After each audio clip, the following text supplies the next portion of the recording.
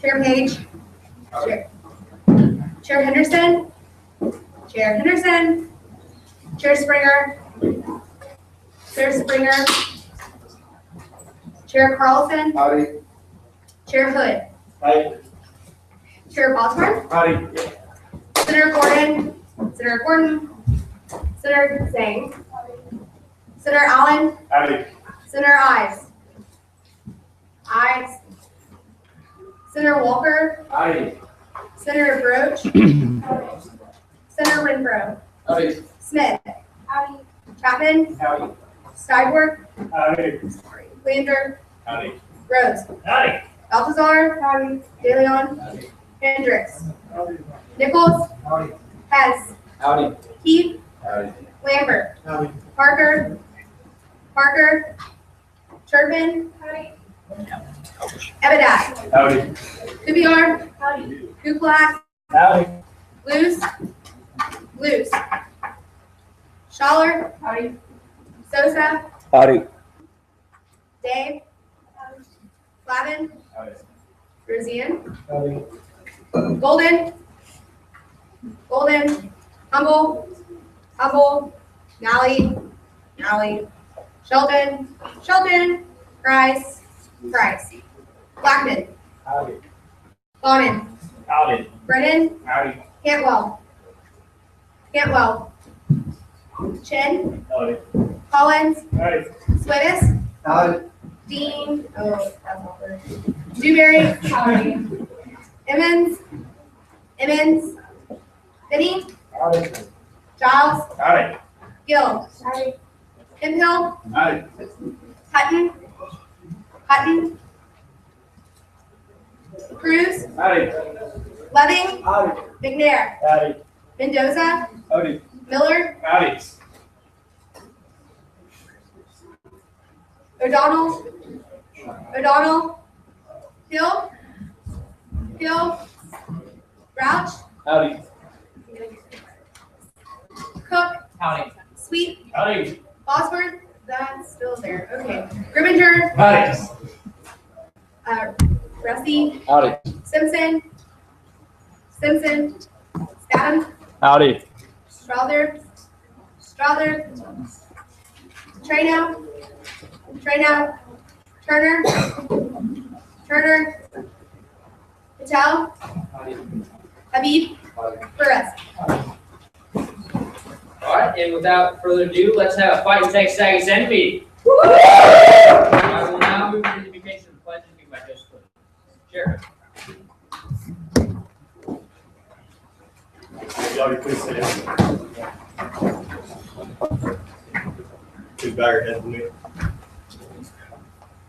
Father God, we as a body just thank you for bringing us together this evening in order to serve and represent the students of Texas A&M University, Father. I thank you for the great love that you have for each and every person in this room, God, and I pray that as we move forward tonight, we make decisions in such a way that betters this university and gives glory to you in everything that we do, Lord. We love you. So I pray. Amen. Amen.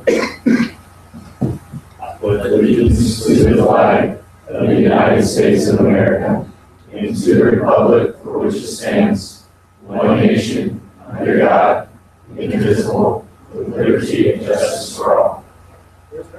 Honor the Texas flag. I pledge allegiance to thee, Texas, one state, under God, one indivisible. We'll now move into a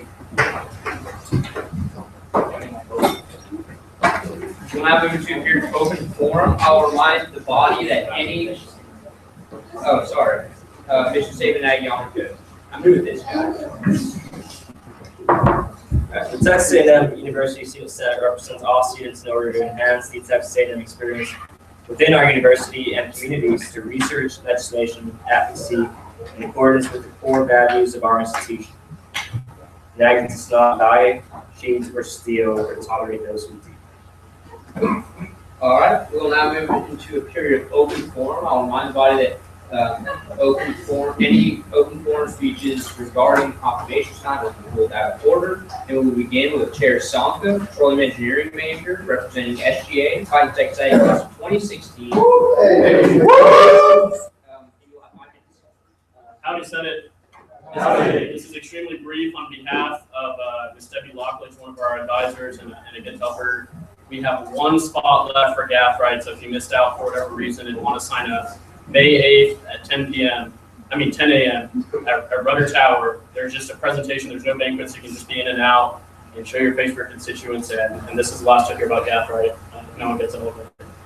So just let me know if you want to sign up for that. And with that, I'm open for questions. Are there any questions for Chair Sonka? Seeing none, thank you very much. Next, we have Chair Hood, Political Science Major, representing Student Senate, off-campus resident, Fighting Texas A Class of 2016. 2017. Howdy, Senate. I'm going to make this brief as well, but this is more of a personal thing that I would just like to bring forward advice, something that y'all could possibly do. I'm going for next year. One of the things I did in my freshman year in Senate that was most helpful to me is I actually took the back of my placard and I wrote 3 goals for myself on what I was going to do in Student Senate this next year. And basically, I won't even go into those 3 things that I gave for myself, but I'm happy to say that I held myself accountable to that day in and day out. And I would highly encourage each and every one of you to consider thinking about what you're going to be doing this next year in Student Senate and writing down those goals, writing down what it is that you want to do better this university. Even if it's just one thing, having that one thing staring back at you every single meeting from here until this time next year when we move to the 69th session, that's something that is a great motivation. It's a great way to hold yourselves accountable. I would just encourage each of y'all to consider doing that. I think it helped me out a ton, and I just want to share that with y'all before we really got rolling this year. With that, I look forward to it. Absolutely. Are there any questions for Chair Hood? Seeing none, thank you very much. Next, we have former Speaker Hannah Weger, representing Student Government Association, and off-campus resident, Fighting Texas A Class of 2015. Hey! Sorry, I was going to gate because I'm 5 minutes. Beginning back. Actually, about 2.5 because you're not Senate anymore. Dang it, who signed me up and didn't put in it? Okay, anyway, howdy. Howdy. My name is Hannah Weger. I'm the former Speaker of the Student Senate, and if I have blue all over me, I'm really sorry because it's got your deep cake, which I've done love, so if you want to go get some. Just first off, congratulations on getting elected. I know I've already told you this before, but this is kind of more about tonight, but I'm not going to address any things that I want to get called out of order, and I'm moving really fast. Anyway, so congrats again on getting elected. Super exciting. We just passed some really awesome legislation, so you have that to live up to. Good luck. Just kidding. Hopefully that doesn't happen again, where they change something without us knowing about it. So just want to talk to you tonight about the importance of cohesiveness and cooperation between the branches, and that'll start with you tonight. Just to let you know, it's the Senate's job to confirm exec members, and it's the Senate's job to confirm J-Corps members. And I think, we have 1 so far. We're counting 1 exec member, which is you. Oh, yeah. So you got a lot to do tonight, which is why I'm going to get out of here. But just want to let you guys know how important it is to really consider each candidate. Really, really think about it. Think about it by yourself. Don't let anybody else sway you. And listen to what they have to say. Listen to it. Are they the best for the job? That's why you pick a candidate. They are the best in this room for that job. Nothing else should deter you or encourage you to vote for them. Nothing else. If they're the best for the job, you give them that job. Otherwise, you're doing the student body a disservice, which is why you were elected in the first place. So, with that being said, put your thinking cap on tonight and really think about it. Really, really think about it. On your own, no other influence. If you have questions for them, ask them questions. They're not afraid for you to ask them. They're prepared. I guarantee you they're all freaking prepared to hear from you. So please, fire away. Ask them questions. If it's going to help you understand better what you need to vote for, ask them. These are the people that are your counterparts, that your officers are going to be working with all year long. Pick somebody that you know will work well with them and get your legislation that you write and you pass on to greater and better things. Pick the best people. Nothing else should decide most of the questions. Questions for Yes, sir. Chair Sonka. Chair Sonka, rules and regulations, kind of in the spirit of acting through centers. Can you go over the process of making this, how long it needs to move from Yeah. Or this one, this one. Okay, so, good question. So, y'all have new business meetings, correct? Yes. Okay, so how new business works and how government works, so many call this that. New business, there's 2 times a bill is heard with the Senate, unless it's considered emergency legislation, which I don't think we all have any tonight. 2 times a bill is heard. First is new business, and what that means is the bill is literally brought onto the floor with the presenters and saying, I have this idea. What do you think?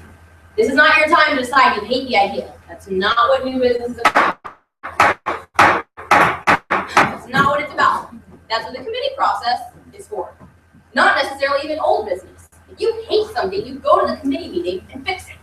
Don't complain at the last minute that you didn't have a chance to do something when you had meetings on meetings on meetings to go to. Go give your voice. Your time to ask questions, frankly, is not at new business. Just shut up and move on. Send the bill to committee, get it done. If you have a problem with it, go get it fixed. But it's not controversial, and it's not time to sit here and dilly-dally during new business. That's not what it's for. It's for you to get an idea of, hey, here's this bill, and we're gonna send it to committee. If you wanna come to committee and you have an opinion on it, by all means do. It's not time to debate. Debate is out of order during new business, only during old business. Save your opinions till the end. You don't need to try and debate with questions, because that's also out of order. So just listen to what they have to say. Let the speaker sit on. Let him do that. Y'all need to do that. Frankly, there shouldn't be enough questions for you to have to make that motion. Let him send it where it needs to go. That's not what the time is for. Y'all got more important things to do. All right, we have 45 seconds till that question and answer. I'll recognize Senator Miller. Senator Miller on campus, in the spirit of that question that was just asked, what would be an appropriate time when you would say it is appropriate to try to kill a bill in new business as opposed to letting it go to committee? Or is there a time? I think that question is honestly debatable. I think some people would argue one way and some people would argue the other. I think, honestly, in theory, you shouldn't kill a bill 15 on your seconds. new businesses. 15 seconds. The only time you should ever consider, and not just jump to it, consider, really think about killing a bill during new business is if you know it's going to harm your mission statement. If it's going to harm what you're here to do, that's when you consider it. Not just do it, think about it.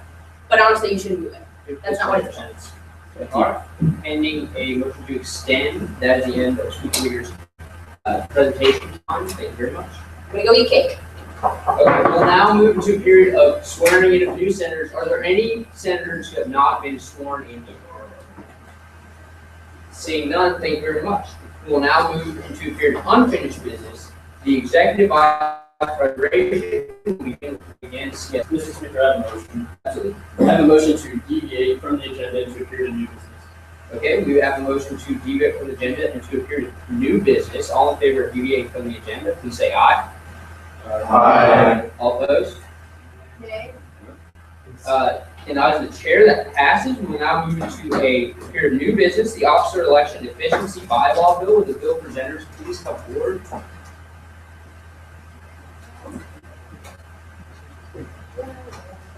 Howdy, Senate. Aye. We're just gonna be really, really brief with these 2 points. We don't have room until 10:30, so this meeting needs to go by efficiently, but we need to get these bills into committee. This first one was something that Robert really took the initiative with. He saw something and he had the confidence to come up and change it. I'm just here, as a sponsor to kind of help guide him and answer any questions, but he's the one that took the initiative on this bill, and it really showed a lot of the gumption that would be awesome to see from all of you. So with that, I'll let Robert kind of explain the bill really briefly. So the bill is something that I got the idea from when we were doing elections and having to write down on a piece of paper every single time that we wanted to appoint someone. I wanted to find a way to speed that process up and make the appointment just more efficient overall. No. So yeah, this will go into the Rules and Regulations Committee, and that's the end of kind of how new business presentation works. So that I have a motion to discharge this to our way to get further questions. Yeah, so are there any questions for the bill authors? Seeing none, I will refer this to the Rules and Regulations Committee. We'll now move into a period of, we'll stay in new business. Let's go on to the Enable Student Philanthropies Bill. Enabling Student Philanthropies Bill, will the bill authors please support?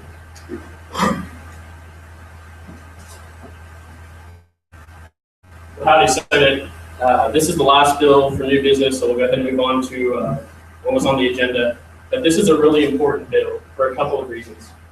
First of all, there's several groups on campus who have all sorts of philanthropy events and raise tons and tons of money for all sorts of different great causes, not only in our community, but nationwide in terms of medical research and all sorts of stuff. And currently, they're not allowed to claim some of that funding because of the student rule, which prohibits claiming funding if it's, at a tavern or someplace that otherwise sells alcoholic beverages, even if they're not sold during that event or as a part of that event or to raise money for that event. And so this is something, so it's important because we can give these groups a chance to claim that money. And it's also important because groups who were affected by this approached me as a student senator. And so if we change this, we can show to the students that they have an avenue for relief through this body. And I think that would really help to improve our image and to strengthen our mission as a student government. So what the bill asks for is that, fraternities, sororities, any student organization can claim the philanthropy money they raise, even though it may have happened to occur at a tavern or something like that. And so this would apply to like Sigma Chi Fight Night, all sorts of different events. And it's kind of a hypocritical rule to have in the first place because the 12 Man Foundation serves alcohol at all their donor things. The chancellor serves alcohol at his house for receptions. So it's not really a good rule to have on the books. There's no reason for kind of a capricious regulation against people who are over 21 drinking alcohol, or even just having an event at a bar, which happens to be big and can accommodate a lot of people for a philanthropic event. So with that, I'm open for questions. Absolutely. We'll begin with Senator Lane. Senator Leonard Corvette, and this may be my own understanding, so could you explain the therefore clauses why you struck out charitable organizations? It seems to be opposite from what you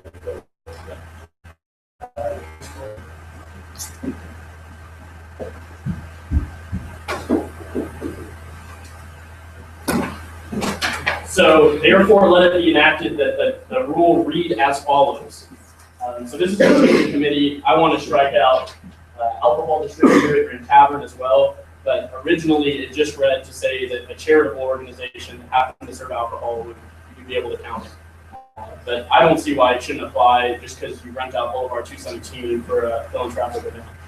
So that is, I hope to change that in committee. It's up to the committee. But that's going to be all struck through. And so kind of the format of that is we're saying this is what we want to change. We want to strike that part of it. So good question. Now go to Senator Miller. Senator Miller on campus, just for clarity, so this bill's purpose is to allow organizations throughout our campus to be able to serve alcohol at philanthropic events. Is that correct? So It doesn't allow that. Sorry, I don't know if that's a specific purpose. no, that's not the purpose. Right now, organizations aren't allowed to enter into an agreement to have an event there. And so we're just, giving organizations more freedom to have events wherever they wanted to. Mr. Speaker, may I have a follow-up question? I'll put you at the end. There's only one for you, and that's Senator Sosa. Senator Sosa, Liberal Arts.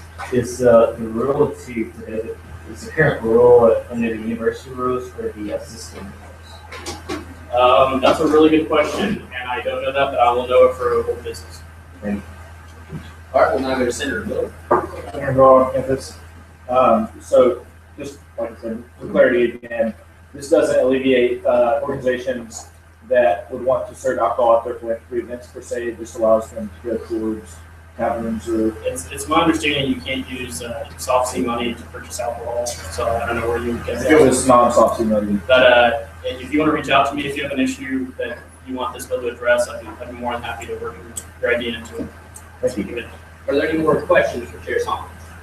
Seeing none, I'll refer this to the rules and regulations. All right, we will now move into a period of unfinished business for Executive Vice President consideration. We will begin, yes, Senator. Just a real quick point of parliamentary procedure. Will we start with, again, into debate, or will we start into Q&A? We will start with debate again, as was where we left off last week. Senator Hood, Vice Chair, I move to deviate from the agenda to reopen the period of question and answer for the Executive Vice President. That motion is actually out of order, so you've already began. Yes, sir. Was he not moving to reopen it? We're already in debate, so the way to get out of debate is previous question. We cannot go back to reopen question. One information. Yes. I believe we were on debate 4 whenever we ended the meeting. It's my understanding we were on debate again, so debate 4 had just ended. Thank you.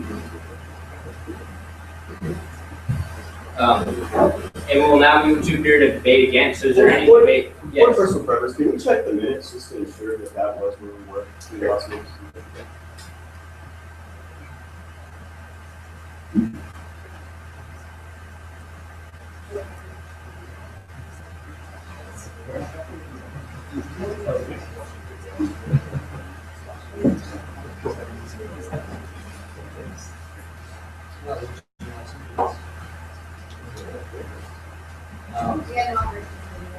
Operations being taking Point of information. yes. Just so my memory, if I remember correctly, I was on my way up to debate on behalf of the panel, I believe, whenever Mr. Johnson announced that our time had expired. And that's just off of my memory. I don't know if there's any records of that or not. I believe we were on debate against. And that's kind of like I remember. I believe recognizing Pro Tem Dean to debate before Johnson stood up. Yes. Point of information, Chair's on rules and regulations, is there not video evidence of where exactly in the meeting we were? It could not be at the very end of the video, making it very easy to determine, not from memory, but from video evidence, where there is. Do you have that video?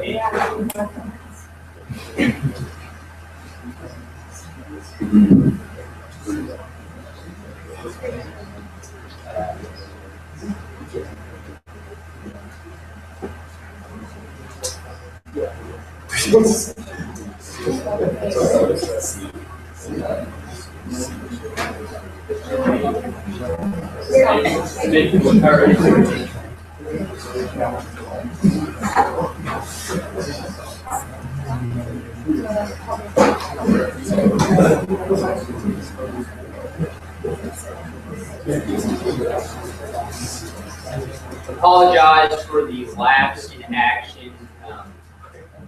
We want to get this right, so we'll take a moment to do so.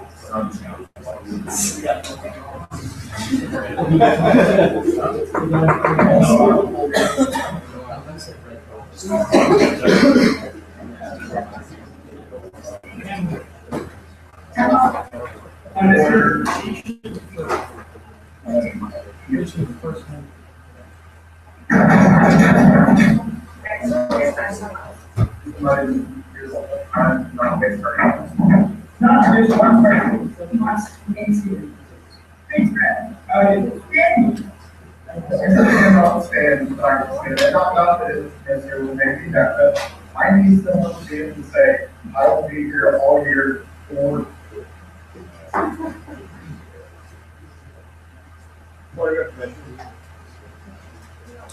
Yes. Yeah, when the speaker, moved it, yeah. The speaker moved the video time to 3 hours, 2 minutes, and 30 seconds. That's on 4:15. Yes. What happens at that time? It looks like the debate 4 is interrupted by the time lapsing for what we have here. Okay. So.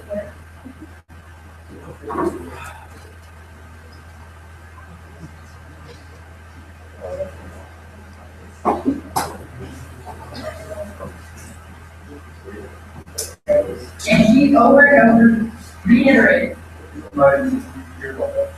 He should be getting built up. And then we heard passages.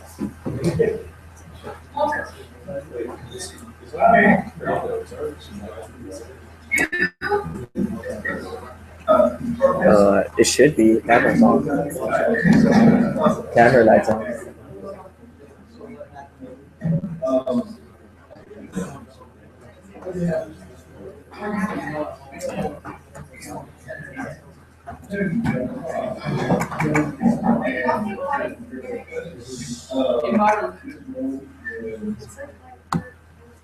Yeah, he was interrupting in between the transition of debate 4 and debate She 10. yielded to me.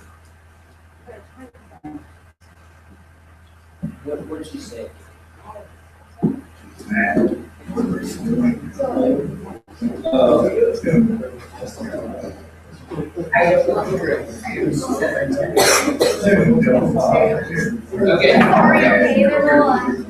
So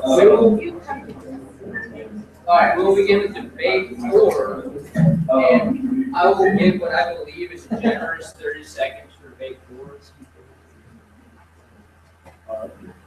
Beginning with Senator Miller. So you have 30 seconds to begin with that.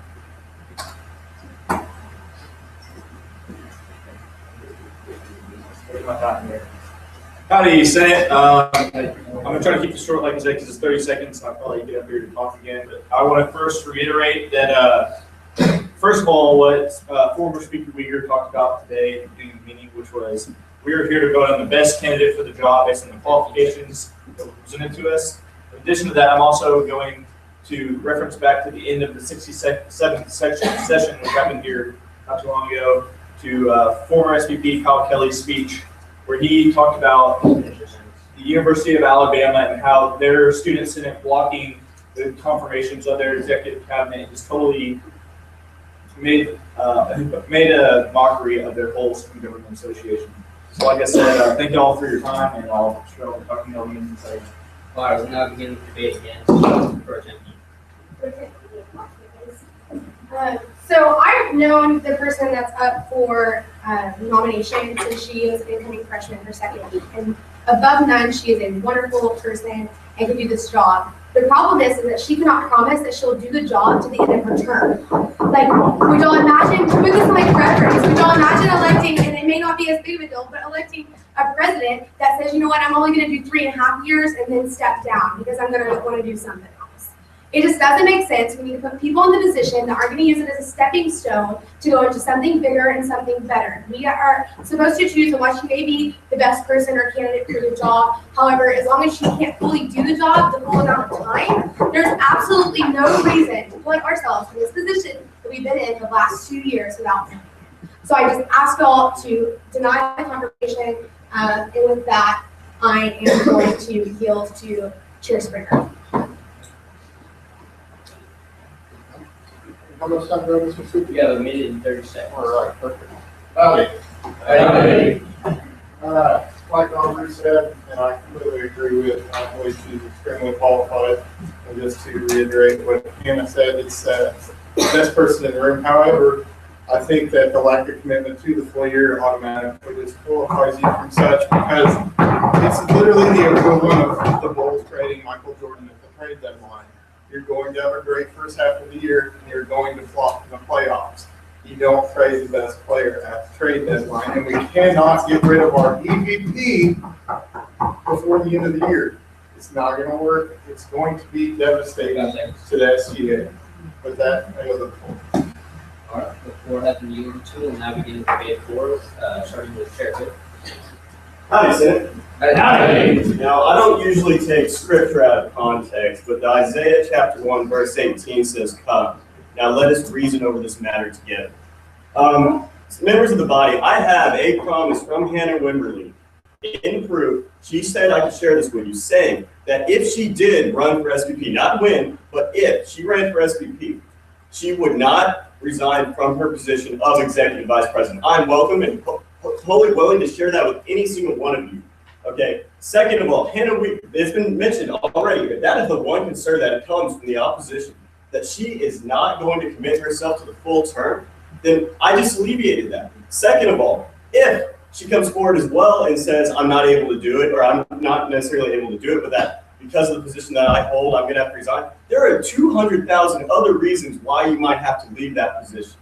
Family issues. We cannot make someone stand on their word for a commitment a year in the future. That is fallacious, and that is a failure to communicate. And with that, one other thing, yeah, I debated against Joe Benigno last year for EVP.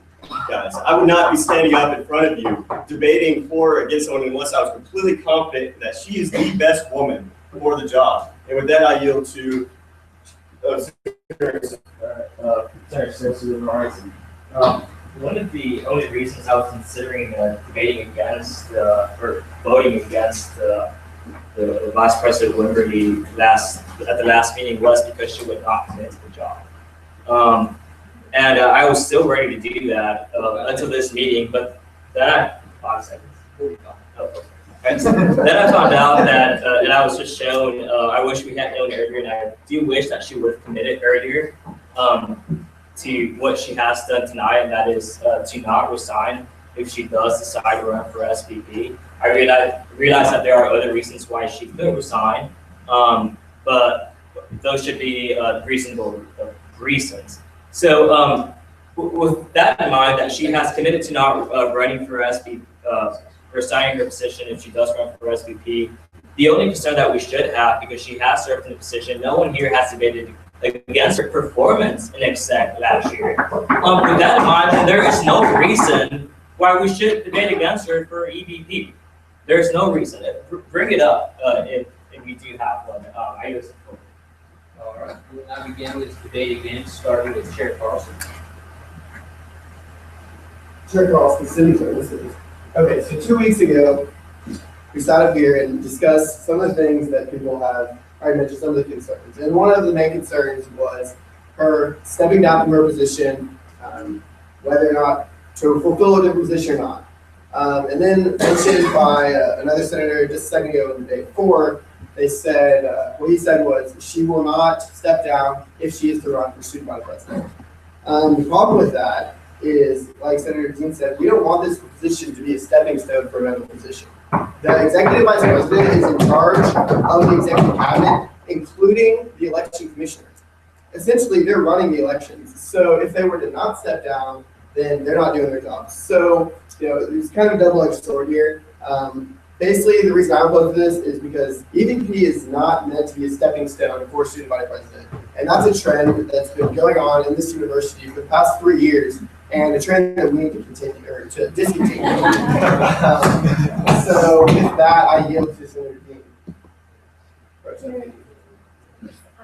I just wanted to clarify and reiterate the fact that EVP is over election commissioner, and this doesn't raise some kind of concerns that either A, we can get a promise that they're not going to run for student body president and give up their office, or they think it's okay to be over elections. Both of those are huge implications. And why it may seem kind of awkward that like either way it's going to be the like double-edged sword. I'm sorry that that's the position that she's going to be in, but it's a position that we have to be guaranteed that is not going to happen before she is elected to this position. And so with that, Senator Bonner. Senator Bonner, guys, I don't think this is a debate as to whether or not she's qualified, because clearly she is. Anybody who's read her resume can see that. I think that this is a matter of whether or not she's going to be committed to what she says that she's going to do. I just wanted you through thick and thin to be able to, because you ran for these seats, to be here for the next year. There's no reason that any of you should absent out. Now, obviously, family life happens, but when we're talking about such a position as EVP, I mean, like, you really have to work through those issues. I mean, I expect that I should work through the issues even in my seat. That's not even as important. I'm done. All right, we'll now begin with debate 4, starting with Senator Blaine. Howdy.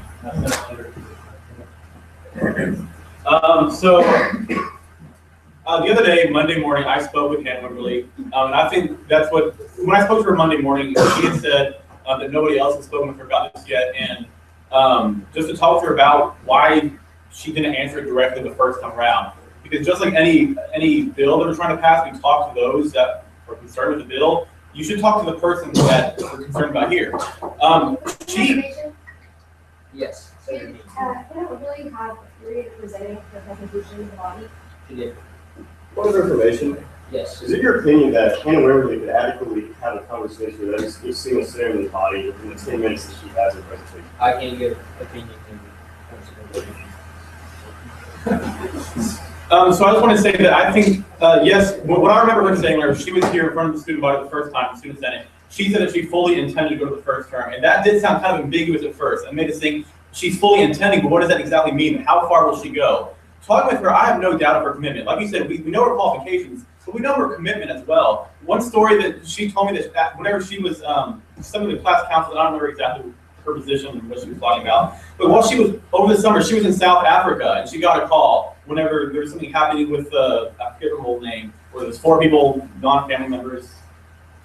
Anyway, she took the call from the Chamber of Commerce for 30 minutes there. There's a lot of money there, but while she was in Africa, she took that to the side. She focused on the matter at hand. What was the problem? What was happening here at Texas A&M? Because she knew that was her job, that was her responsibility. And even though she was thousands of miles away, it was her job to do. She has the commitment. She's going to do the best of her ability this whole time through. She's going to get the job done. And with that, I give the time to Senator. That's after order. You have to deal with something you have not yet debated. Everybody who wants to debate the first round has to be emailed. Point of order. Yes. Can you say the rules for that? That's in Robert's rules. Is it not a bylaw to point of order? Is it not a bylaw that anyone can yield to whoever they wish? That's not explicitly stated in the bylaws. In Robert's rules, we only have rules of debate, which are the amount of time which debate is allotted. Point of information? Yes. Are we only doing that now in the 68th session? We're doing that now that the chair knows the rules.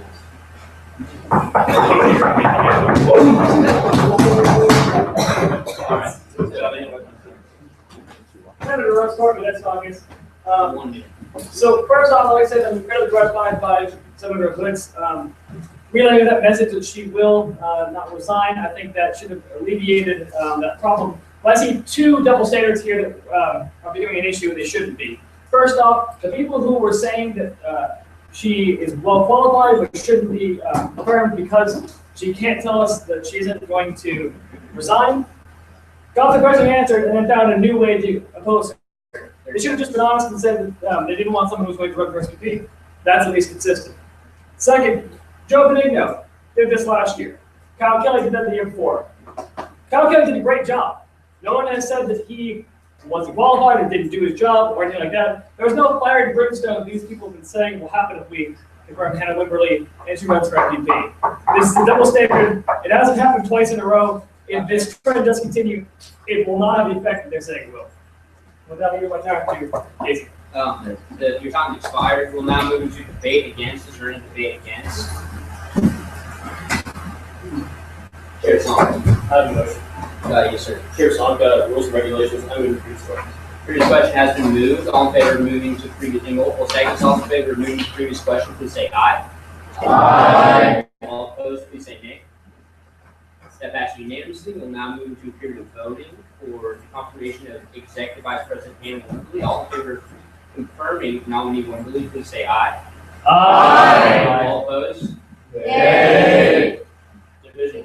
Chair calls on division. All in favor of confirming EQP Wimberly, please stand.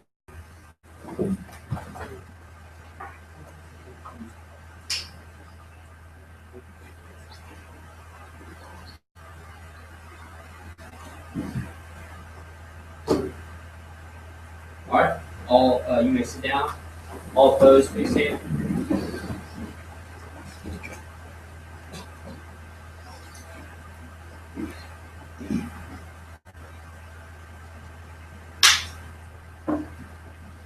By a vote of 24 to 22, Hannah Wimberly is denied the position of Executive Vice President.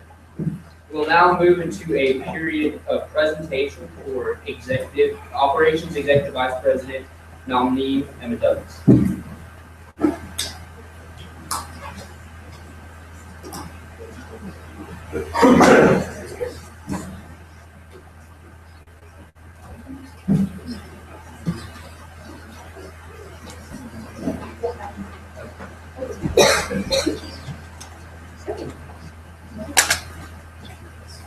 Absolutely, yeah.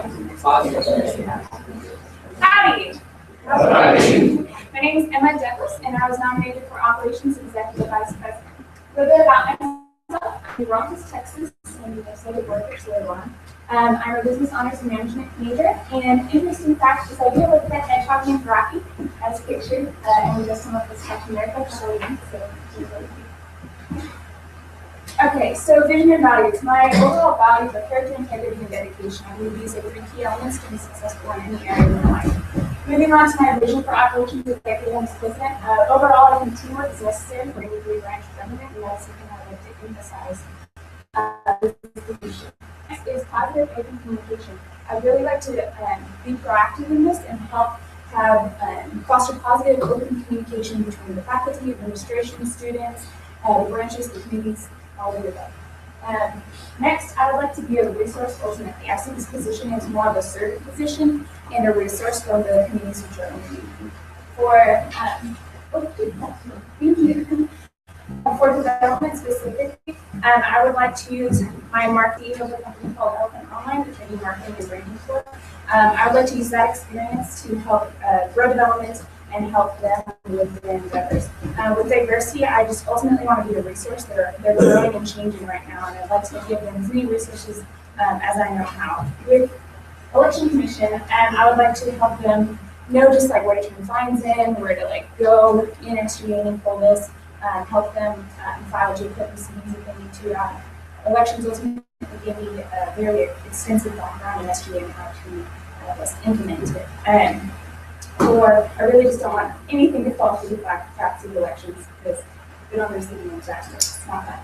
For finance, I would like to use my experience.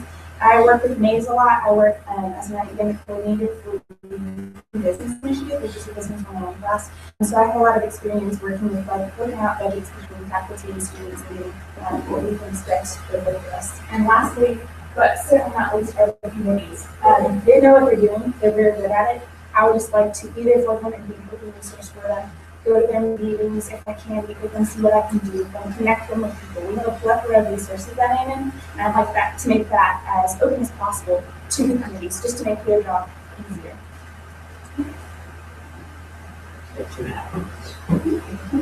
Experience. Okay, like I mentioned before, this past term I was the election commissioner with all of y'all, and that really gave me extensive knowledge, as I said before, of SGA and how it runs and how to best, how I can help the election commissioner utilize the tools available in SGA.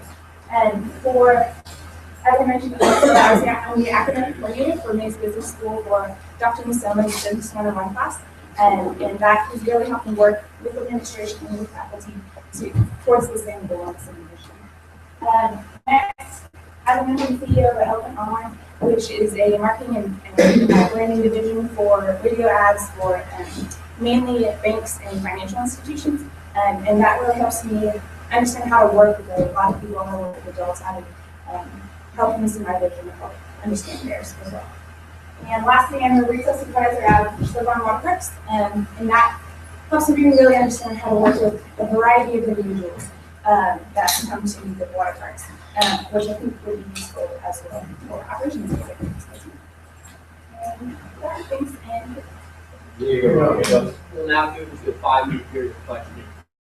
Any questions for Ms. Evans?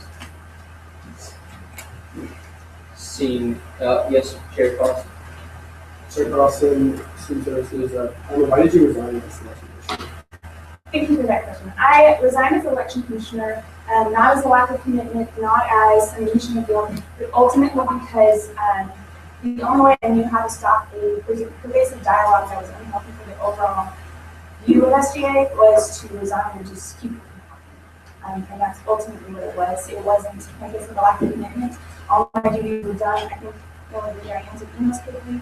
I kept them in for a step meeting down to an hour and 3 hours it was last year. I was dedicated and efficient in that. It was not solely for the overall purpose of SGA. All right, we'll now go to Chair Baldwin. Chair Baldwin, CA, Commissioner Compass. Afterwards.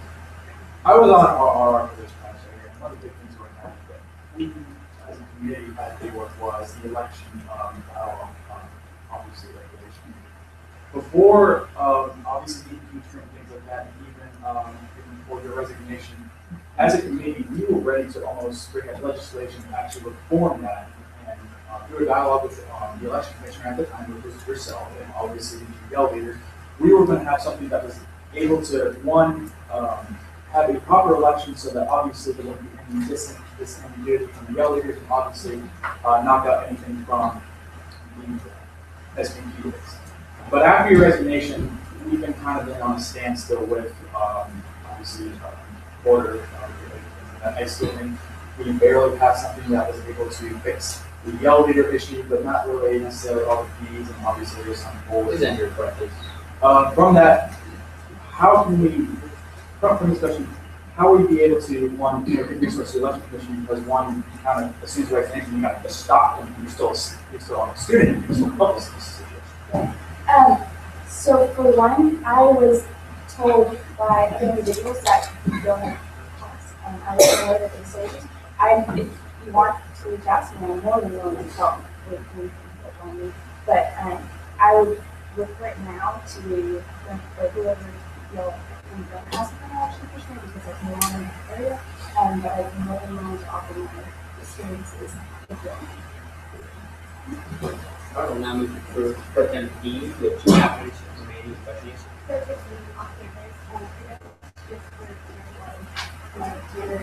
I was looking over the submission of this application for the documents. Could you explain how that works? Absolutely. I can take that. You want to take it? Sure. And so with every team, your dynamics going to be different. When you play basketball, whenever someone was like, oh, what's your position? You don't always be like, well, this is on the court. It's the same kind of deal. With this team, Joseph's on the big home, and it's totally fine. It's really happy to fill that role. And yeah, I different team, different dynamic, totally understandable. So to further clarify, the written application that she submitted was for election commissioner. Before her interview, I told her that I thought that she could be better on our team elsewhere for several reasons. One being that I thought that we could go sooner here and not put back up for election commissioner. Hopefully, that's the case time for the city. And another one being that I think the skill set very much fits the Austin team. Obviously, she had experience in SGA, and she's very hardworking, very organized, very on top of everything. That's exactly what I want in Austin. Seems like it's kind of no-brainer to say, hey, you think maybe instead of election commissioner, you could interview for opportunity where I see you.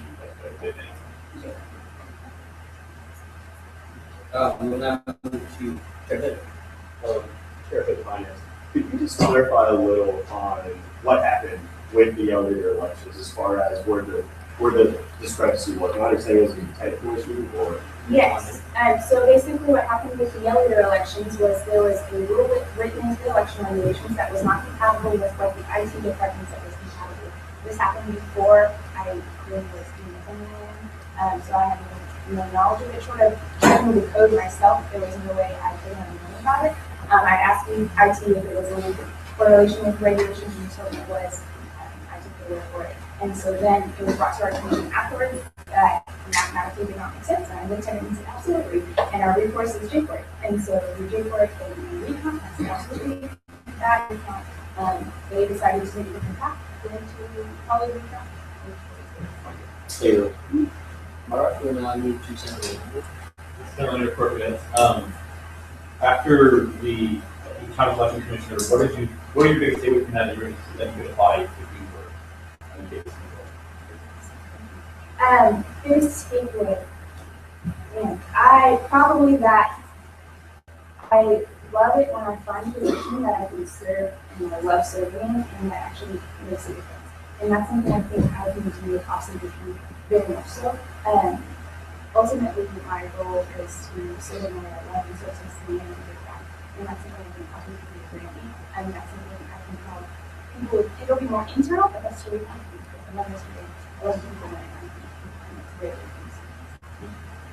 And that concludes the period of question and answer. We'll now move to a period of debate. Thank you very much.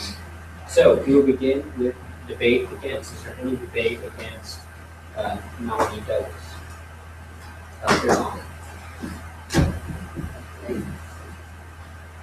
We'll have 2.5 minutes of being happy. Howdy, Senate. Personally, I am a big fan of Emma Douglas as a person. And I was, when she first came down here last year, I was like, wow, this girl's going to go far in life. And I still believe that she's going to do some amazing things in this life. And just proud to have known her and really impressed to have her as a fellow Aggie. However, there are some concerns that a lot of you are going to have after this debate with her confirmation as OEVP. For those of you who don't know, she resigned as her impeachment trial was about to start. Several senators who are currently senators now, signed a petition to remove her from office because we were so dissatisfied with the way elections came out. Yale leaders have divorced themselves from our election proceedings, which will cut our voter turnout into a fraction. This disenfranchises students. 4 J-court cases were filed, after all of which named her as a defendant. 17 violations were filed by members of the leadership and exec, constituents, regular students who aren't even in student senate, and she ruled 16 times for the person who appointed her tonight. So I didn't hear anything that addressed why this isn't exactly what it looks like tonight. Reading, and I mean, you know, student senators, I'm in a lot of organizations, you know, we all try and get along, but I don't think that this is just, you know, senators who are grumpy and don't like her for personal reasons or just like blocking confirmations. J-Court also agreed in his dissent, Justice Hadjish wrote that the election commissioner attempts to assert these matters are unrelated and levied her punishments based on intent. The analysis of intent is inherently faulty. He went on to say, she failed to punish these violations.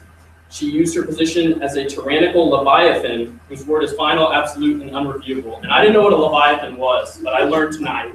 It was a sea monster in the Hebrew Torah. And so for a justice who is the most emotionally detached branch to use that type of verbiage to describe the performance of someone's duties in SGA, to me, disqualifies them for the rest of their A&M career to not only hold that position, much less to hold the position which oversees that same position. We'll now move to debate 4. Ms. Douglas, is there any debate 4? Senator Rose. Senator Rose, Russian Caucus.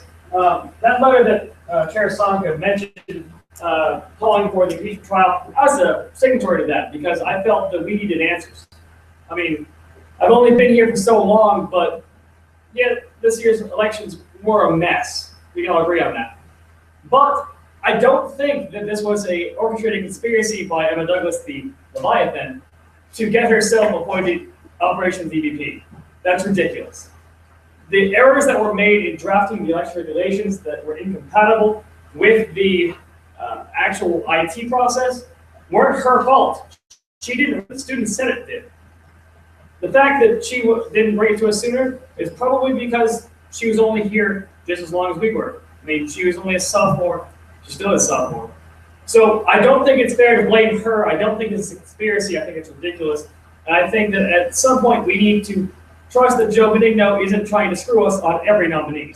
I now give it to Senator Douglas.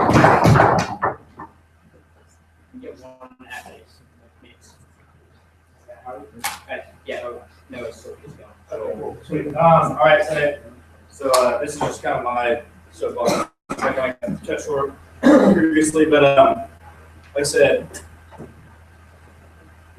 what I want y'all to realize when we come through and do these executive confirmations is that this is the team that you will be working with for your whole session. Everything you pass will go through the executive branch. If you're going to sit here and just deny them off of petty reasons, I mean, there's reasons to deny people. And if you feel there's appropriate reasons to go with those, then that's your opinion. And I encourage you to voice that, to vote on that. But I also discourage you from being petty in your decisions, being immature, and being personal. At the end of the day, you are here to represent students. If you have a reason on behalf of the student body that is not in your own personal view that you think a person is not qualified for that position, then by all means don't deny their acceptance. But if it's something that isn't to do with qualifications to serve the students, then I think you're honestly doing a disservice to the student body by your actions. And so please think about the student body when you're going through these confirmations, because these are the people that are going to work with us to serve them. Our period of debate 4 has expired. We'll now recognize Chair Boswick. Chair Boswick saved. Now, obviously, Douglas, we're not debating about her character today. She'll have a great job once she's at Texas A&M University. But the main issue is when she was election commissioner, her sole job was to be in charge of the elections of the fall 2014 and spring 2015 school year. She did not do her job properly in the spring of 2015. When you go work in a job and things like that, whether you're a manager of some IT firm or something like that, you're expected to know what you do on the job first day, whether it was your fault or your fault of the managers 3 years ago. Now I know here as senators here for the Texas A&M Student Senate, yes, we also have a lot of responsibilities too. Yes, this was our fault with the whole entire IT compatibility, but to not be able to talk to the Yell leaders and say, hey, is this fine with our election commission and things like that?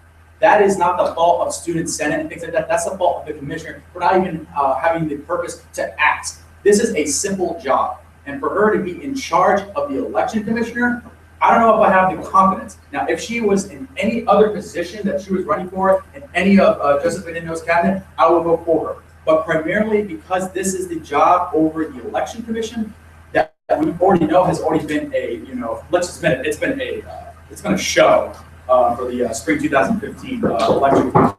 We need to unite and not have the same mistake twice.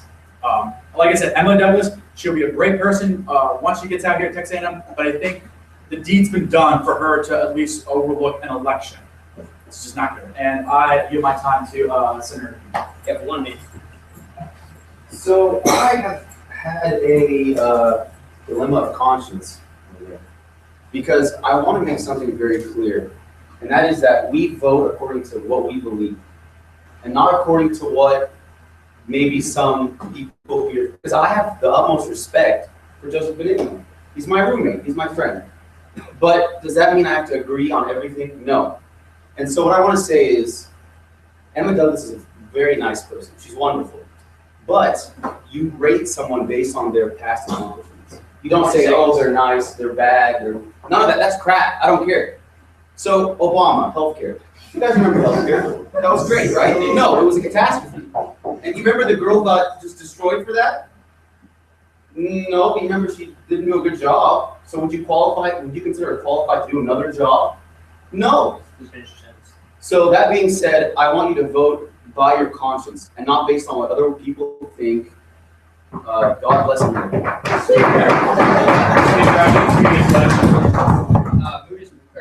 Previous question has been moved with multiple seconds. All in favor? Previous question. Our point of information, Chair Hopkins resolution on both sides. You only need to recognize once.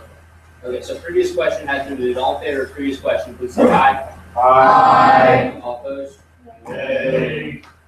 Chair calls in division, seeing as that requires 2/3 vote. So all in favor, please stand. All in favor of previous question.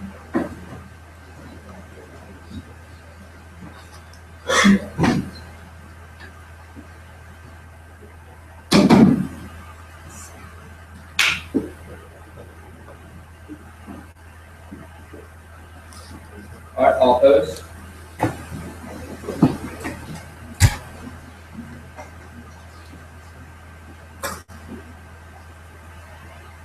All right, by a vote of 38, we'll now move to a period of voting on Operations Executive Vice President nominee, Ms. Emma Douglas. All in favor of confirming Ms. Douglas, please say aye.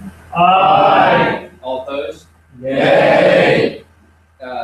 Judging by the volume of certain supporters, I will call one division just to be sure. So all in favor, please stand.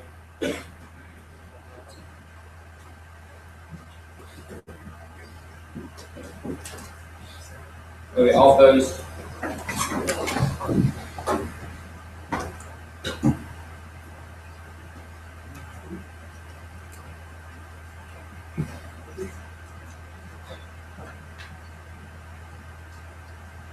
All right, by a vote of 937, that fails, and Emma Douglas is denied Operations Executive Vice President. We'll now move to a period of consideration for Vice President of Municipal Affairs nominee. The 5 minutes beginning. Howdy. I would urge the Senate to try to get through this business, make the right decisions, but get through this business as soon as possible. We have 30 minutes and a lot of stuff to get through. So, all right, howdy. Aye. Obviously disappointed with that, we can address that later at the end, but this is gonna go a lot smoother, I think. So Aaron and Chair Henderson sat in on this interview. He is going to work with you guys as well as Cabinet to represent us to the city of College Station. So this is Wayne Beckerman. Everybody, listen in. Thank you. Hi, Ags. Aye. As Joseph said, my name is Wayne Beckerman, and I will be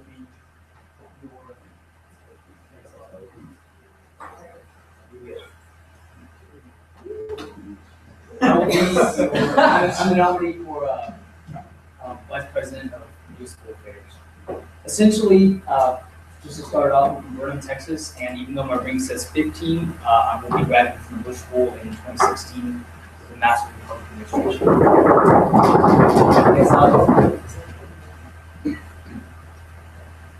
The bedrock of this position is to be an effective proxy for the student government in dealing with all municipal actors we have in this area. To echo some sentiments that Chairwoman Felder said before, that's being proactive and not reactive. Basically, I want to build relationships with all city council members, city executives, county representatives, whoever we have here, and do that on the front end. So then when we have ordinances that are problematic for the student government and student body, that I can go before them and, make our position a little bit more well received because we have those relationships that we're taking care of on the front end.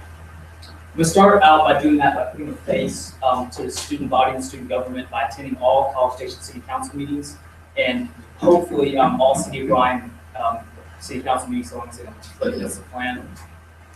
Next, I would like to meet individually with each City Council member and each City Executive, establish that one-on-one relationship so that they know where I'm coming from, where the student body is coming from. They know that they have a trusted ally and resource as we go through these ordinances that may affect the student body.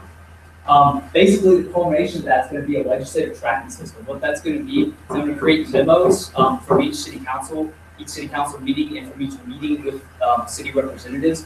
Put that together, send that to our student body president, for our cabinet members, and for any of you guys who are interested, you'll be able to see these memos to see what's going on. The next step are the community organizations that we have around this area. So we have Grass Valley Convention Visitors Bureau, we have Keep Grass Beautiful, Grass Valley Arts Council. All of these organizations have city council members sitting on boards, and I want to attend them and speak at them so that I can see what's going on in the ancillary boards that may impact their decisions when they get to council. And then I also would like to encourage student participation. Basically, I want to get as many students as possible to city council meetings and involved and interested in the local processes that we have going on here. And in the spirit of bringing people into the Aggie family, every single College Station City Council member has either gone to Texas A&M or been an employee teacher here. They should all be coming to Silver Taps. They should all be coming to Muster. We want to bring them in and make them feel part of this university. My experience is relevant to the position. I was a senior intern at Keep Grass Beautiful. All of our community events I attended and worked with city leaders to organize them, attended city council meetings to work on the budget for those. Currently ex officio board member for the Grass Valley Arts Council. I sit on there with College Station city councilmen. I'm going to be addressing them next week, Tuesday. I will be there in attendance for the board meeting, hopefully be able to speak to them about this. And then also I'm currently a legislative liaison with the Comptroller of Public Accounts in Austin. I sit down with all of our state representatives who might have problem bills with the comptroller and build a relationship with them in the hopes of favorably changing legislation, which is hopefully what I will do in this position. And there we go. Thanks and giggle. All right, we'll go to a period of question and answer from the nominee. Are there any questions? Chair Bosworth. Chair Bosworth, CA, what's your position on a certain ordinance or law that prohibits people in the city of College Station to own a minimum of 45 people in the house? I've been a victim of that particular ordinance. My personal opinion on it might differ from the student body, but I would think that we would like to help students put a little bit more people in the house, save some money. So I would definitely work with the city council members and see if we can't craft some sort of opt-out for students and see if there's an alternate route where we could bring the student body in without harming the city.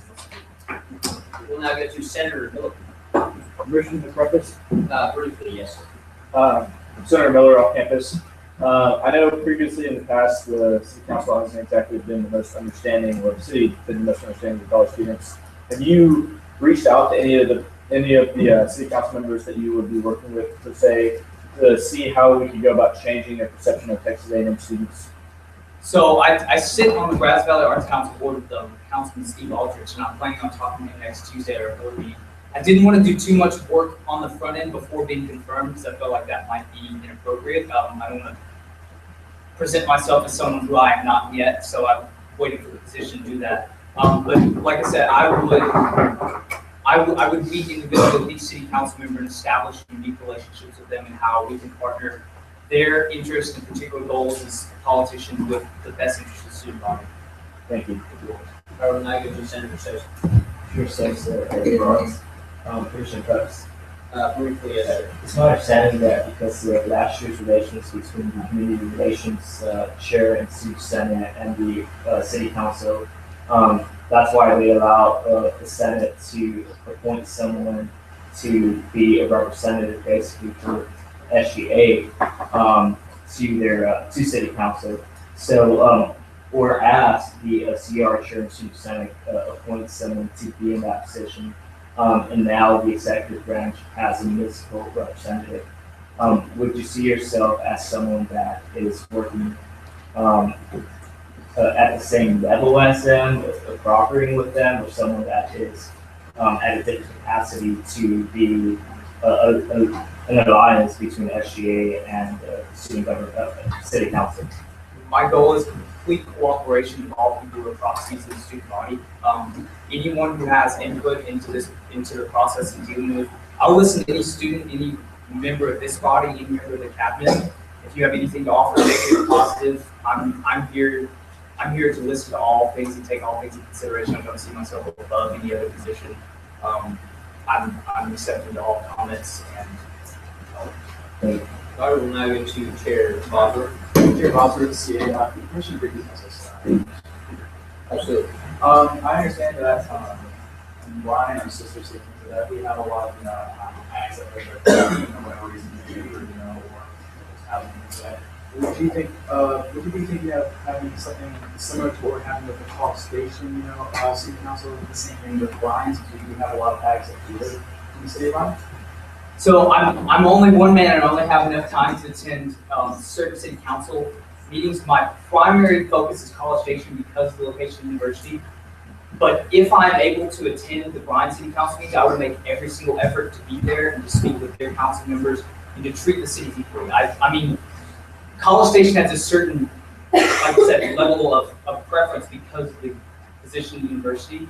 But I see the cities equally. I don't see one as being beneath the other. I see the county as being important as well. I mean, there's a lot of different actors, and they should all be treated equally, fairly. And I intend to put all energy into speaking with every single city council member from both cities. I intend to do that. 1 minute and 20 seconds for any question and answer. Chair Thompson. Chair Thompson, rules and regulations. I'm just curious what your opinion is on the redistricting of the North Bay District as a high density residential area with shops on the block floor, kind of what you think of the students, what your goal is to address that, or what your goal is. I don't have an opinion on the top of my head. I would definitely take a deeper look into the issue. I'd probably talk to some students about it, and then I would go talk to the shop owners and the people who are owning the businesses around the area and kind of see what the two positions are. I think the Northgate area has traditionally been a student area. It's been where students go to just kind of let loose, after long sessions like this. I'm inclined to side with the students on that issue that it's more for student enjoyment, but then I also respect the power of business, and there might be businesses on game days that benefit tremendously from traffic around that area. So I think you have to strike a balance. You have to strike a balance between the two, but I'm very interested in delving into the issue. 10 seconds remaining. Are there any other questions? Seeing none, thank you very much. We'll now move to a period of debate.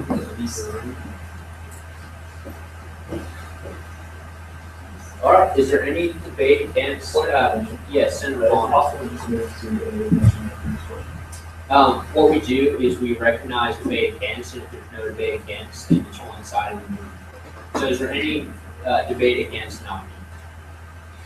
Seeing none, I will deem the debate one-sided. All in favor of approving the Vice President of Municipal Affairs nominee? Got a team. Please say aye. Aye. All opposed? As it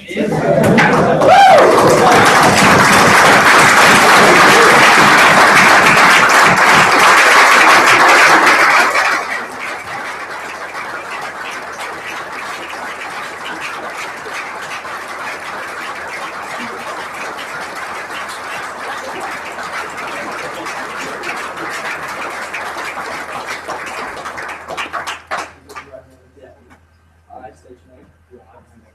You solemnly swear. To faithfully execute to the best of my ability. The duties of the office of state office.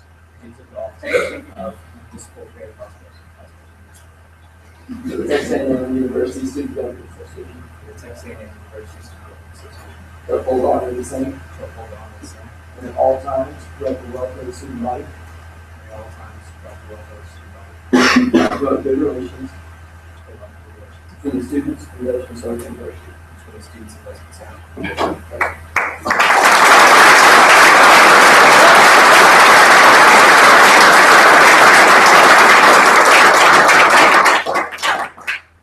Congratulations. We'll now move into a period of consideration for election commissioner. The election commissioner nominee, you will have 5 minutes beginning at action. Howdy. Howdy. My name is Callie Fox. I'm a senior nutritional sciences major from Columbus, Texas. I'm here today looking for your confirmation as next year's election commissioner. In this position, can you go to the next slide, please? Thanks. In this position, I'll be serving as chief director of all campus-wide elections.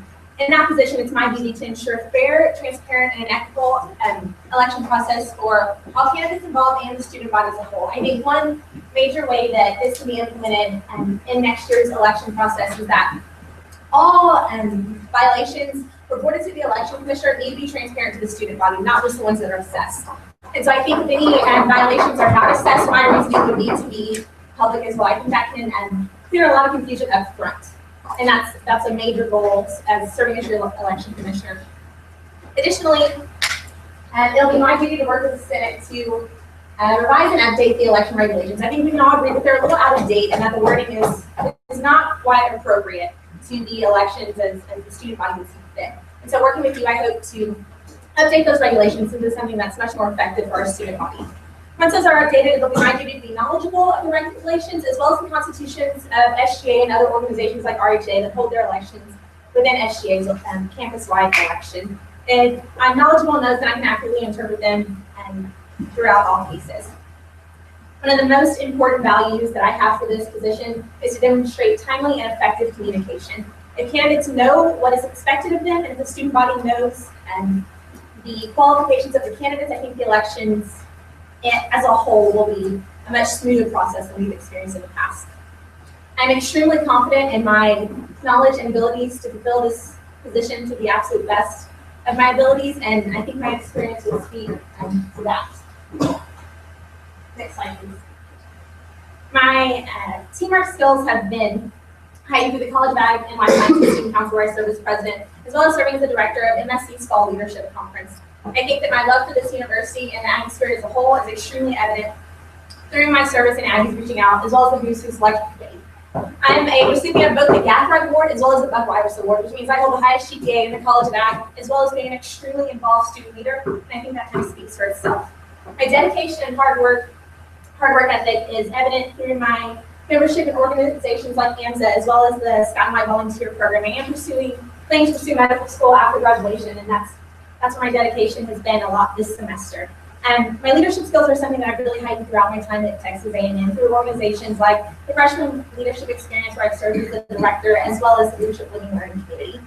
I'll be the first to admit that my SGA experience is pretty limited. I served on an SDP campaign last spring where I was the director of regulations, where we ran a campaign that was extremely free of fines and violations 100%. I think that's something that not a lot of candidates say. And so I think my interpretation of the rules is something that most of the public would interpret as well. And so while outside of that, my SGA experience is extremely limited, I am coming in extremely open-minded and a clean slate to what our election process can become. And so with that, I'm asking for your confirmation as next year's election commissioner. I'd be happy to answer any questions you may have. We will now move into a period of question and answer. We'll begin with Senator Sosa. Okay, Chair Sosa, then Rollins, the Commission President speak. Absolutely. So one of the main concerns that has been raised over the last few years is that the election commissioner, because they are extremely involved in the executive branch, is inclined naturally to be a little more supportive of any candidate that may come out of the executive branch in the election. So what would you do, and what can you promise to this body to ensure that if someone runs for a position in the executive branch, that you won't be any more biased in that position, because I think that's what we've seen in the last few years. And do you commit yourself to being a little more distant than other members of the executive branch in the next few months in decisions that don't require you to be involved with the executive branch? Right, well, I think that question is extremely legitimate and valid. And I think if you have somebody up here that you're trying to confirm for election commissioner that can't promise that, then they don't deserve the position. I 100% that a candidate off of the SGA cabinet is no different than any other candidate. That being said, I come from a position where I don't have an SGA background. I have no more ties to this cabinet than I have to any other student in the organization in Texas A&M currently. I am the president of the College of Ag and Life Sciences Student Council. So if you're gonna think that I would have bias anyway, that's a position that I currently serve. And that's 8,000 students that I currently represent. So the ties to this cabinet are limited compared to my involvement across the university and otherwise. So now I wouldn't use the term distant because we are a team. We will have to work together. We'll have to communicate with the cabinet to get our regulations passed and to get things working with IT that are legitimate and that can work for our election process. And so I can't promise to be distant, but I can be objective 110%, and I wouldn't have it any other way. Chair Hood. Chair Hood, Finance. So in your permission to, Yes, sir. okay, so in your application, you say there are a number of situations through life that are complex and abstract. In these situations, there's rarely a clear right answer or an easy way out. In my personal opinion, I think that the election commissioner position needs to have very clear black and white answers to every single question that comes up. Later on in your application, you also say that you don't believe any candidate should be disqualified for missing a report. Can you elaborate on that and explain how you're kind of, I guess I don't want to use the word moral ambiguity, but what you stated in your application, can you explain that as far as how you address that as election commissioner? Because it's just coming across in your application that you're saying there's no black and white, and to me, the election commissioner position is a very black and white position. Right, so if I can kind of put those in context for you guys that haven't read my application. Part 2 of that, I talk about how no candidate should be disqualified for not turning in a report or something because it's my duty to communicate those deadlines. And those people should not miss those deadlines every time they die. I think we are all students of Texas A&M, we are all capable of putting something in the box by the deadline. I think it's my duty to make sure that deadline is communicated appropriately. And with that first part, there's a lot of life that is not black and white. I think we can all agree to that. But that's something that as election commissioner, we have to face up front. And then we have to update the election regulations into a way that they can be interpreted that 98% of people are going to read this the exact same way. And that I'm one of those 98%. And I think that a lot of things in life are vague, but that the election regulations, we have to be proactive rather than reactive. We have to be proactive in writing those in a way that you can't really interpret them otherwise. I think that our current regulations leave a lot up to the interpretation of the election commissioner, and I don't plan to have that amount of power over this election. And so in addressing that, I do think that the election regulations need a pretty big revise so that I don't have the amount of power that previous election commissioners have had, because I don't think that's going to be. With 45 seconds remaining, sorry, 35 seconds remaining, we'll go to Senator. Senator College of Arts. What do you personally and specifically bring to the table that will ensure a smoother process in the future should past issues we've seen arise again? Right, and I think that my experience throughout different parts of this university bring a network of individuals that have experience across other processes that are outside of SGA's election and in that process. I think that I have enough ties through other processes that I can evaluate things that have worked for other organizations, things that have worked for other universities, because we're not the only university that runs a multi-seat race. I guarantee you there's somebody else that's doing it and doing it better than we are. And so I think that I have the networks to figure out what other people are doing, why it works for them, and bring it to Texas A&M to where we can have successful elections, at least more successful than we've had in the past couple of years. Speaker, since this is a pretty important position, I hope that obviously joining and sending a period question and answer by documents. The motion has been made to send the period question by 5 minutes. All in favor, please say aye. Aye. All opposed? Yay. In the ayes of the chair, that motion will now move to period debate. Please conclude, Mayor.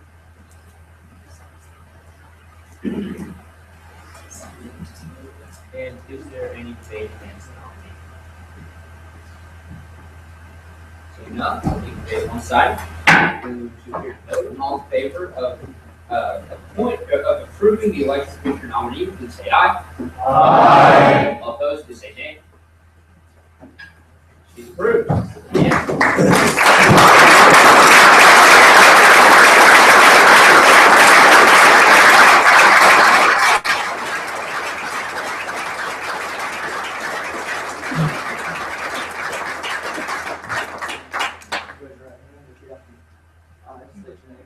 Callie Fox, Do solemnly swear do solemnly swear to faithfully execute to the best of my ability to faithfully execute to the best of my ability the duties of said office the duties of the office of election commissioner for the Texas A&M University Student Government Association, for the Texas A&M University Student Government Association, to uphold the honor of the same, to uphold the honor of the same, and at all times to protect the welfare of the student body and at all times to protect the welfare of the student body and to promote good relations and to promote good relations between students and those concerned with the university. between the students and those concerned with the university. Thank you.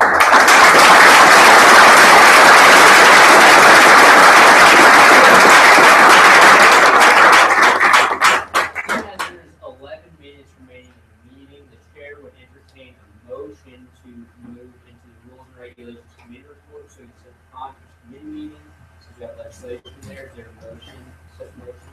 If there is, and there's seconds, all in favor of doing so, please say aye. Aye. All opposed? All right, we'll now move to the rules and regulations committee report. Chair saw the rules and regulations. We have 2 bills in committee. Because we need to have those bills decided on and approved before IA, which we need to move up to have within 24 hours of the special session. We will be meeting Sunday at 6 p.m. here in the Coldus in the Senate office. Make sure you check the roster for what committee you're on. I will be sending you an email to remind you. And then I can jump on the rules tonight, to make sure you understand it, state your name and office, because that's something we really don't want to call you out for. Are there any questions? Are there any questions? Yes, Chair Cross. Chair Crossley, if the meeting at 6 o'clock on Sunday, does that leave enough time for you to have your meetings and I have the meeting with those within 24 hours? That is true. Pending Pro Tem Dean's committee report, if the IA meeting is at 8, there's plenty of time. We anticipate the committee meeting will take 20 to 30 minutes.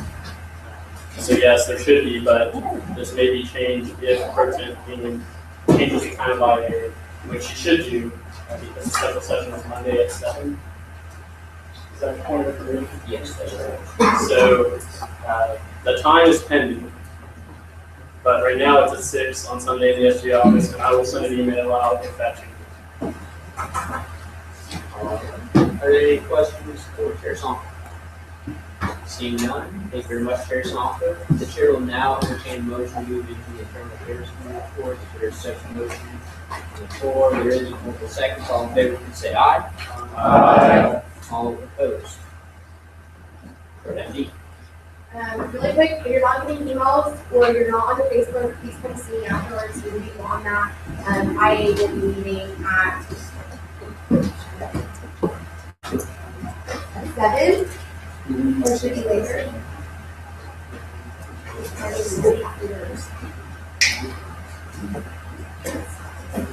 At 6. Yeah, we should make that time to meet in the office. Yes, It'll be at 6. Are there any questions for first attendees?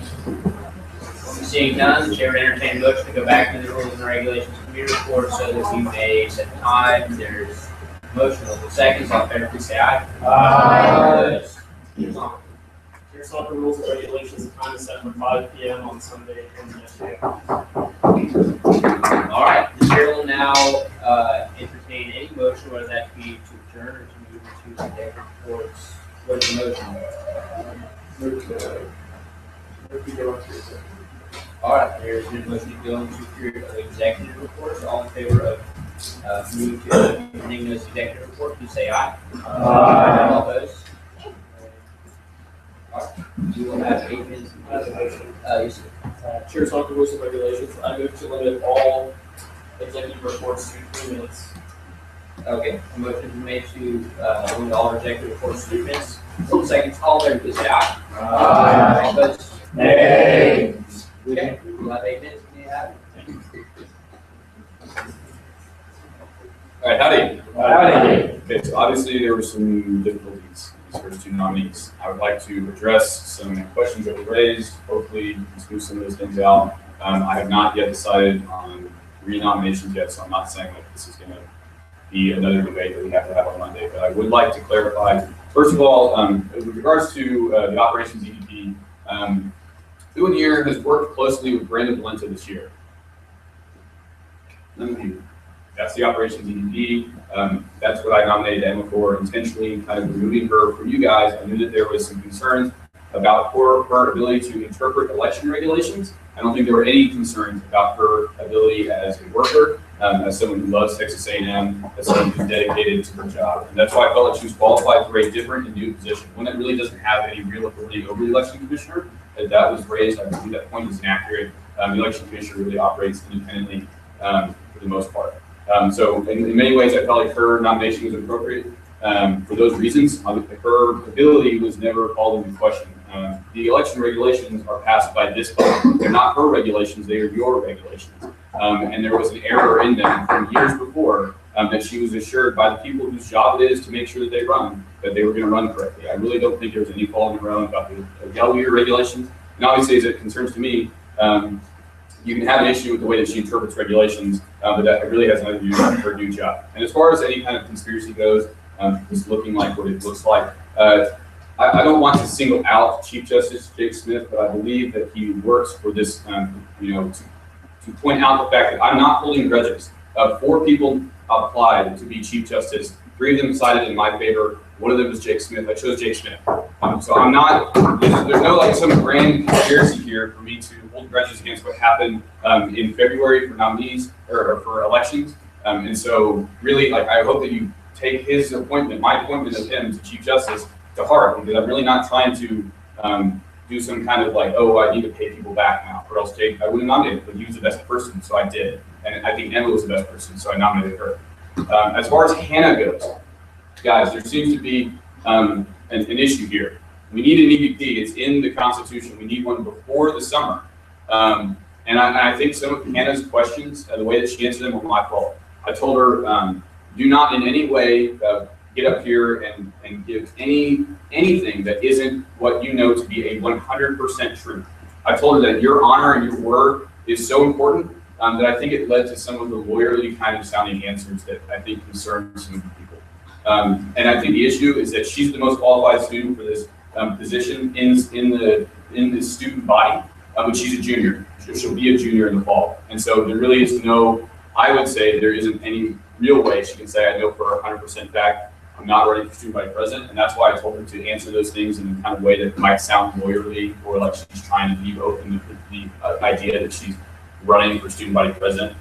But we need an EVP, and she's the best person for the job. There's no doubt of that in my mind. She's extremely qualified. She told you guys that she wouldn't resign, which is what I thought you all wanted, but it seems like you have more of a problem with the position of EVP than with Emma, and there's nothing we can do about the position. So if you want to change the position, if you want to change what it is, that's your deal. That's the Constitution that you have control over. But if you have a problem with there being a powerful cabinet position, there's nothing I can do about that, and we need an EVP. So we can talk about that on Monday. Very last thing that I think I wanted to address, there was something else about Hannah's confirmation that I wanted to talk about, but honestly, I'm not sure I can remember.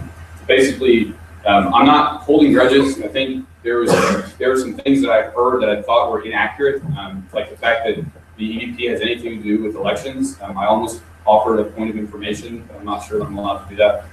The EVP has nothing to do with elections, and there's no rule that we can create that would really ever prevent people from cabinet wanting to run for student body president. I think there is a double standard that Senator Rose pointed out. When Joseph Hood ran for his position to be Speaker of the Senate, nobody asked him if he wanted to run for student body president, and that's the position closest to student body president, and he's going to be a junior next year. If we want to apply this standard to everybody, I think that that's okay. But I feel like Hannah, in this case, was being punished for mine and Kyle's actions the years prior. And so it sounds like you guys have a problem with the position of EVP and not with Hannah. So I ask you to consider not punishing her, but if you have an issue with the position, consider going through the Constitution. I'm required to have an EVP. I can name it something else if you want me to, or I would like to name it something else if I could, but I really can't. There's going to be someone who's in charge of my team on cabinet, whether you guys like it or not. And I'm sorry that seems to be kind of some kind of stepping stone. There really is nothing I can do about that Constitution. Yes. President, will you be seeking out other nominations for EVP for this coming Monday, or will we be stuck with point of order? Yes, Senator I'm sure Senator says that the rights point of information has to be addressed to the speaker. I do. The point of information or any point has to be addressed to the speaker. Oh, I'm sorry. Yes, I do not know whether he's doing that or not. But moving forward, you guys, is 10:29. We need to close the roll call, so I'm very sorry to cut it short. But we need to, yes, Senator Gerald. Secretary of Finance, I move to get to the agenda very quickly and just ask one question. Okay, is there a second, please do it. All in favor of deviating very quickly to ask one question, say aye. Aye. Nay. And the ayes of the chair, that is good enough. I yield to. Just real quick, I was wondering, why are you not appointing a chief secretary? I thought Hannah was qualified to perform both roles the way that Connor did it this semester. She's the person I trust most to both be organized and as a double as me, and I felt that she was qualified to perform both of those roles. So the chief of staff and EVP positions have been molded into one EVP position. That's what I'm calling it because it's required to by the Constitution. Really, you can kind of both. But that's how strongly I trust Hannah in her ability. But she really is the best person for this job. There's no other person for it. So thank you. Yes, Senator. Not really serious, but Speaker, in the future, like today, we noticed that there was a change in the way that we do debate. In the future, if you notice, or if Bruce and Baxter, and you notice that there is something that has to be done differently that has been thought that is not like we followed in the several years before, can you make the body aware before we come here? I believe I made the body aware when my speaker presentation, I said I took the rules seriously. Absolutely, I take seriously. I'll be more cognizant of that moving forward. Now the chair will entertain motions to adjourn if there is one. There's one. We'll second all in favor of adjourning. We can close roll call. Say aye. Aye. Please don't get up and start being loud until I'm done. I really appreciate it. STP Benigno. Aye. Chief Justice Smith. Aye. Speaker Mitchell. Aye. Myself. Salga. Aye. Page. Aye. Henderson. Springer. Aye. Carlson. Aye. Hood. Aye. Bosworth. Aye. Gordon. Shh. Y'all please be quiet. Zhang. Allen. Howdy. Ives. Walker. Howdy. Roach. Renfro. Howdy. Smith. Chapman. Skyward. Howdy. Lander. Howdy. Rhodes. Howdy. Balthazar. De Leon. Hendricks. Nichols. Hess. Howdy. Keith. Howdy. Lambert. Parker. Howdy. Turbin. Evidat. Kubiar. Kublak. Howdy. Moose. Schaller. Sosa.